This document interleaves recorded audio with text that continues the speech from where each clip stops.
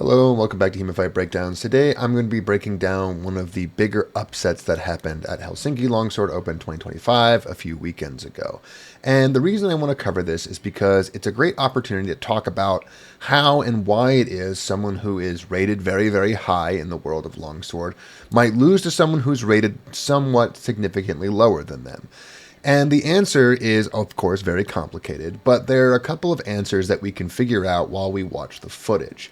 Now, before I get to the footage directly, which I know it's playing in the background already, I want to talk about something I actually talked about before called what I call negative feedback loops. Now, I understand most people probably didn't watch that video because people weren't really watching my channel back then, but the basic idea was this. Every single time you go and you do an exchange in a tournament, you get two kinds of feedback. The first is the feedback that you experience, what you think you landed and what you think your opponent landed on you. And I've already talked about the fact that this isn't always the most accurate representation of what happened, but it is still feedback that you have to consider. At the exact same time, you get the second form of feedback, which is what the judges say happened. And often the incongruency of these two experiences are what lead to the kinds of adaptations that we see in the middle of fights. And obviously, I've dedicated my entire channel to talking about these adaptations that happen in the middle of fights. But sometimes when the information that you're getting is incongruent between what you think happened and what the judges happened, you make negative adaptations. Adaptations that don't actually help you do better in the fight, but they're adaptations that make you spiral downward into almost a kind of depressed state where you're just doing the same thing over and over again or constantly changing yourself up over and over again and not making any headway. And that is what I think happened here. And the reason I'm really describing this fight in the way that I am is because I want to make sure that people recognize and understand the situation so that when they see it happening to themselves, either you or your coach can try to pull you out of it before it's too late. So for our first exchange, we're going to see something that's pretty emblematic of the fight overall. Miro walks in, closes distance, waits for his opponent to show some kind of opening or some kind of forward momentum, at which point he explodes forward into his patented Shieldhau. Miro's Shieldhau is probably one of the best in longsword overall right now, and the reason it's so good is primarily the combination, as with most techniques, of distance and timing. Miro knows exactly how far his Shieldhau can go, and he knows that when his opponent is stepping forward, chances are they're throwing some kind of cut from above, which his Shieldhau is very, very good at sweeping off to the side. As a result, he has trained himself to respond to even minimal actions from his opponent, to explode forward, throw that Shieldhau, and know that he's probably going to land to a deep target. If his opponent goes somewhere else, he might not have to care, and if his opponent goes high, chances are he's going to zone it out. A pretty nice little even loop. However, his opponent here, Eetu, is constantly going low to the hands, and this is a pretty reasonable expectation. When you go high, someone else going low, they know that they have an open, mat to hit wherever they can. And in this case, by going to the hands, what Eetu is trying to do is snipe those hands and go backwards as fast as he can in the hopes that he can hit those hands and get away clean. Now, in this particular exchange, it does look like Miro gets really, really close to landing that Shieldhau. I would even say chances are it scraped the front of the mask, but what we're going to look at here isn't just this first exchange, but how this is going to be displayed and this particular pattern is going to play out for the rest of the fight. And for at least right now, it appears that Miro managed to close the distance far enough to reach his opponent, but Eetu's hand snipes are going to become a much bigger problem later on. Now, for our second exchange, you're probably going to recognize what you're looking at because it is almost essentially the same exchange in a way. Miro comes into range, waits for his opponent to throw some kind of telegraphed movement. He launches forward with the Shieldhau and strikes his opponent in the head, while his opponent did an undercut to the hands, which of course landed as well, because if you are willing to just undercut somebody in the hands, there's really nothing anyone can do about it to parry it. Now, the reason I'm watching this exchange and not just skipping it, as I probably normally would, is because, A, this is the first exchange where people actually score. The previous one was ruled a double to the hands, which I can definitely understand. But also because what we're seeing here is our first understanding of this fight as being a constant loop, where people just keep doing the same things over and over again, and in some cases getting the same result, and in other cases not. And what I want to kind of dig down into is why it is sometimes smart to do this and why it is sometimes not. Now, in this particular case, in the previous exchange, Miro probably thought that he landed his Shieldhow and got hit in the hands and thus deserved 1 point in the differential. At this tournament, deep targets were 3 points, shallow targets were 2. And it's a perfectly valid strategy to constantly go for deep targets and not necessarily protect some of your more shallower ones, knowing that your opponent has to take a shot to the head if they're just determined to not defend that initial attack. So, as a strategy, it's not a bad one, it's not a flawed one, and probably Miro was getting the feedback that it was working. Sure, the judges maybe didn't see it this time, but they're probably going to see it next time. And they did see it this time. So far, Miro is starting to send himself into that feedback loop of, I'm feeling what I think is happening, and I am making my adjustments, or in this case, a lack of adjustment, based on what I think is happening, and it's probably going to work out for me. At the exact same time, Eetu is going through the exact same situation. He is recognizing that every single time he throws a shot to the hands, he lands it. And all he needs to do to turn this from a losing strategy into a winning strategy is just get further away. He has to explode far enough backwards that he can hit Miro in the hands and then leave. And that is the feedback that he is getting from each of these exchanges, so that's the adjustments that he's going to keep making.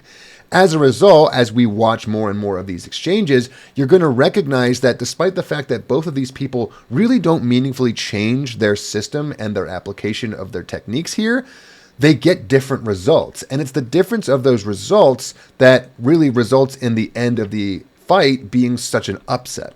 So now it's the third exchange, and this is the last time I'm going to go 3 in a row, I promise, because it's exactly the same as the first exchange. Miro comes into range, throws his Shieldhow, Eetu throws an undercut to the hands, which does appear to land maybe a little bit not as well as the first time. It looks like he gets a little bit of cross guard in there. But at the exact same time, Miro definitely and very definitively lands his Shieldhow to the head, resulting in, again, a situation where Miro gets 3 points and Eetu gets 2 and Miro gets 1 point. But this is where we start to get into the negative feedback loop aspect. This is now the third time in a row that both of these fencers have done the exact same thing, but they have gotten 3 different results. But according to them, in their own experience, they were also getting 3 consistent results. Miro probably thought every single one of these exchanges he landed to the head, and he just kind of got robbed of one of them. Whereas Eetu recognized that every single one of these exchanges he landed to the hands and maybe just got robbed of 1 or 2 of them because Miro didn't actually get as close as the judges think he did. As a result, their adaptations are going to be the same throughout this fight. And what I want to talk about now is how you can try to pull yourself out of this. There is a situation that comes up a lot in tournaments where your understanding of what happened and the judge's understanding are different. And in this situation, you have to be very measured in which set of experiences you use to determine your adaptations or whether or not you should keep doing what you're doing. Using your own experience isn't always necessarily a bad thing. As we can see from Miro, it actually ended up benefiting him because his confidence in his ability to land that Shieldhow is the reason he did it 3 times and the reason he got it 2 out of 3 of those times. But at the exact same time, his ability to ignore the judge's experience and what they saw is going to start hurting him more and more as this fight goes on, because if he doesn't pay attention to the experience that the judges are talking about, then what's going to happen is that this incongruency is going to force him back into the same pattern over and over again, and later on, it's going to cause him a lot of problems. So now we're going to take a look at the 8th exchange. And the 8th exchange, you might notice, is definitively different from the other ones, but the reason I skipped 4 exchanges in the middle there is because they were all doubles. The score that we see up here at the top is basically exactly the same as it was 4 exchanges ago, and that's not really a good thing.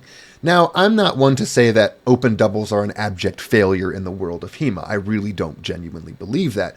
But one way in which they are a very bad piece of feedback is that they are essentially telling you that the fight isn't going anywhere and nobody is adapting. And what that means is that if nobody is adapting, both people are kind of in a sort of Mexican standoff. They have an idea here that they have 3 choices that they can make. They can keep doing the same thing that they're doing and hope that it starts to work as their opponent tries to adapt against them. They can be the one who adapts first and comes out on top in the next exchange when their opponent does the same thing again. or both opponents adapt and they end up in some kind of weird situation that they've never experienced before where either person can come out on top. And this is a scary situation to be in. It's often really scary that it often makes people pick the first exchange no matter what, the one where they both just don't change anything. Now, in this particular instance, we do get that third option. We get that third option where something completely different happens that, at least as far as this fight goes, never happens again even, where Miro goes in after parrying and trying to go a counter repost over the top. They get into a little bit of a back and forth exchange, at which point Miro closes so close into distance that he is able to grab Eetu's sword, pull it down with his left hand all the way down to his hip, and then present the fact that he has controlled the situation and get 3 points. And this is a critical 3 points because, as we see here, we are already into the 8th exchange, and no one has scored 3 clean points ever. So it's a real big shift in the exchange. It's a real big shift in the fight. And it's where Miro takes very definitive control, at least until what happens next. Now, fresh off of a definitive exchange for Miro, we now have a definitive exchange for Eetu, but this time it is the second option in the Mexican standoff metaphor. This is one where the exact same thing is done by Miro, but an adaptation is made by Eetu. And in this particular case, what he does is he decides to kind of stand and bang with Miro. Miro, who of course has one of the best shield hows in the game, is a very dangerous person, not only as they're coming forward, but off of a parry riposte. And that's what we see in this exchange. Eetu goes for a sneaky little hand snipe. It doesn't go anywhere. He pulls up, throws an instinctual shot straight over the top to try to get Miro away from him. Miro parries it and goes straight in for his big shield how, but it gets parried. And after it gets parried, Eetu is the first to respond and throws a very nice Oberhau over around to the left side and throws a cut straight at Miro's head, which, looking at the footage, actually gets mostly parried. However, what the judges see and what Miro probably experienced were very different. Miro probably thought that he parried that follow-up cut and then threw a cut of his own and won the exchange, but the judges saw that after Miro slightly and mostly parried that follow-up cut, he then proceeded to go into a cut of his own, allowing the cut of Eetu to just fall onto his arm and onto the top of his head, resulting in the judges thinking that it actually just went straight through and hit him in the head. As a result, this is a 3 clean points for Eetu, and that is very problematic because what we see here is a very, very big incongruency in what these fighters are experiencing and what the judges are saying happened. Eetu so far has been experiencing a little bit of mixed results in trying to hand snipe Miro, but has now gotten his biggest success in being able to throw a counter strike over the top toward the head. Now he, of course, has another little issue here that he has to go down. Does he continue to try to stand and bang with Miro, or does he go back to the hand snipes? At the exact same time, though, Miro is probably getting very frustrated because now that he has taken control of the fight, he has just lost it once again. It is now very even, and he has to come up with a new solution to try to work through this, only to find that in his own experience, he has not been really failing at all. He is probably thinking to himself that every single time I come forward and throw my shield how I land to the head, and that is the strategy I am going to stick with, because as long as Eetu continues to try to hand snipe me, I am going to get the differential on points for the rest of these exchanges, but it doesn't work out that way. So I had to skip an exchange here in the middle where Miro got a point. This is because the judge just happened to be standing in front of the camera the whole time. But for this exchange, we see a very definitive shift in the dynamics of the fight. Up until now, Eetu has been throwing a whole lot of hand snipes, and he's been landing a lot of them, but most of the time he's been getting hit back in the process, giving Miro 1 point in the differential. And this is the first time, at least by my count, that Eetu got a very clear, very definitive hand shot and was able to exit the exchange without Miro having any chance of throwing an afterblow. And this is a very important turning point because it means that Eetu is finally being able to administer his game plan in this fight. At the exact same time, Miro has appeared to have created a little bit of a shift in his own game plan. he is no longer charging in and going straight into range and throwing that initial Shield. Instead, he is looking to hang back a little bit and going for that parry repost. And hanging back a little bit is the reason that this little undercut to the hands was able to be successful along with a successful retreat. So it is Miro who ended up taking the first option, which is he made an adaptation in the hopes of beating his opponent, but his opponent sticking to the game plan made him lose the exchange. And this is, again, one of those frustrating instances where your expectations and your experiences are not really lining up with what the judges are telling you. As far as you can understand, your game plan should have been the proper adaptation, but because of a bit of a regression in the fight dynamics, it's now back to being the wrong adaptation, and that can be extremely frustrating. Furthermore, of course, that this is another instance where Eetu has gotten 2 clean points, and given the propensity for their doubles so far in this fight, we are running out of time for Miro to make up that difference. Now, this next exchange is unfortunately the end of the fight in all terms and purposes, and the reason for that is because Eetu gets a 2 clean points and goes from 7-5 to 9-5, and in a tournament where you can only get 3 clean points on a clean headshot with no afterblow, that's an almost impossible differential to make up.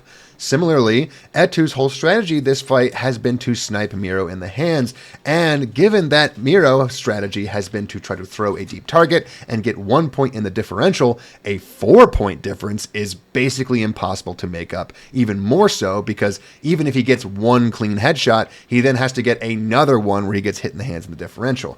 As long as Eetu continually hits him in the hands on every single one of these remaining exchanges, and there's not many left, he's going to win. And it's pretty much over. And this is an unfortunate way for things to go, because in this particular exchange, Eetu, in my opinion, does very definitively get another really good hand shot. Coming in while Miro goes into range, he just snipes his hands right on the front of his glove with an undercut.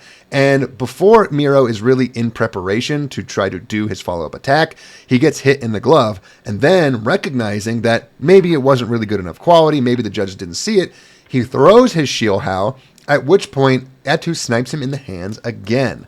Now, in this particular exchange, Eetu gets 2 clean points, not just for hitting him in the hands, but for the fact that he gets out of range long enough that it takes so long for Miro to get to his target that it's called out of tempo. Now, if you do discard the first hand shot, there is an argument to be made that the Shield that Miro throws as an afterblow does manage to land, and then Eetu's hand snipe lands as well, which would make it a non-mutual double, where Miro would actually get 1 point. And what I want to imagine here is if Eetu had not gotten these 2 points and instead had stayed at 7, and Miro had gotten 1 point and gone to 6, this would have been an entirely different fight. But again, we have this negative feedback loop thing going on, where Miro probably thinks every single time he is throwing these Shield, he's landing them, and he's just not getting credit.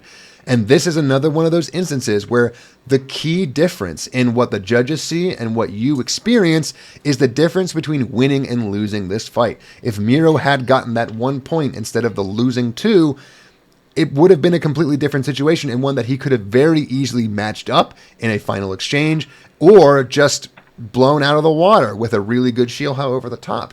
But there are so many exchanges in here that I didn't even cover that were just doubles, where both people were coming forward and thrusting each other in the chest, or cutting each other in the head, or cutting each other in the head and the body.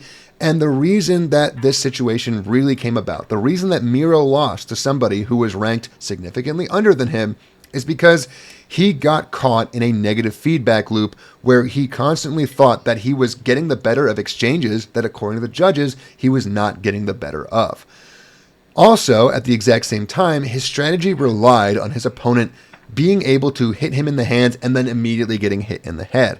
And he probably should have figured out far earlier that that strategy of getting him 1 point just wasn't paying off. However, I do believe that he did figure that out about 3/4 of the way through the fight and started going for the parry riposte rather than the initial attack, and it actually resulted in the fight getting worse, because it was during these parry riposte style scenarios that Miro was able to get hit in the hands and then not be able to throw an afterblow in tempo. So what we really want to learn from a situation like this is Making an adaptation and making the correct adaptation is an extremely difficult thing to do in the heat of the moment. And no matter how many exchanges you get, you always have every exchange previously coming in as information that might be giving you good ideas or it might be giving you bad ideas. So if you're ever in this situation where you're in the middle of a fight and you think that you're doing really well and the judges just aren't agreeing with you, this is the opportunity to completely pull out a new set of tools from your toolbox. Miro is a really great fencer and a really great thruster, and I think it actually would have worked very well for him if he had switched to a plow style stance, waited for every one of those little hand cuts, and then gone to thrust in the afterblow. That's at least my opinion of a good game plan he might have had, but at the end of the day, it doesn't matter what I think, because what matters is what each of these adaptations fencers made in the moment. And what you have to consider is that while these might look like bad adaptations to you, what you have to remember is that you are going to be experiencing something very different when you're in the fight than when you're watching it, after it's already done. It's easy to just go into hindsight 2020 and go, oh, Miro should have just done this and he would have won easy. Yeah, that's obvious when you're watching it in a replay, but when you're there, it's not so obvious. So if you want to be able to adapt properly in these situations yourself, you have to be able to consider not only your experience, the judge's experience, and if you're lucky, your coach's experience. This is, in my opinion, one of the great functions of having a coach sitting there at the end of your corner every time you finish an exchange, because they can give you an experience that is different from all three of those other ones.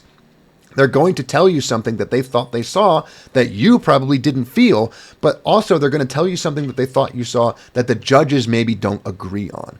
The coach is going to be the one who can process that information calmly and quickly and can tell you what they think you should do, what they think you should do as an adaptation that's going to meet in the middle of those two experiences. If you are spiraling because everything you think is happening isn't being agreed on by the judges, the coach can tell you that. If everything you think is doing is working and you think it's not going to continue to work, the coach can tell you that too. You need that person sitting there in your corner to tell you what's going on so that you can make proper decisions in the fight. And they have to be someone who, of course, knows how you fight and know how you can come ahead in this fight. So if there's anything to take away from this, get a coach. Get somebody. It doesn't even have to be someone who's better than you. Just anybody who's going to sit in your corner, and when you walk back from an exchange, frustrated and annoyed at whatever the judges just told you happened, they can set your head straight, they can pull you out of your spiral, and they can help you get that win. So if you want to see more videos like this, I'm going to have another one on Thursday. It's probably going to be about Helsinki, because what else is it going to be about? But until then, I will see you next time.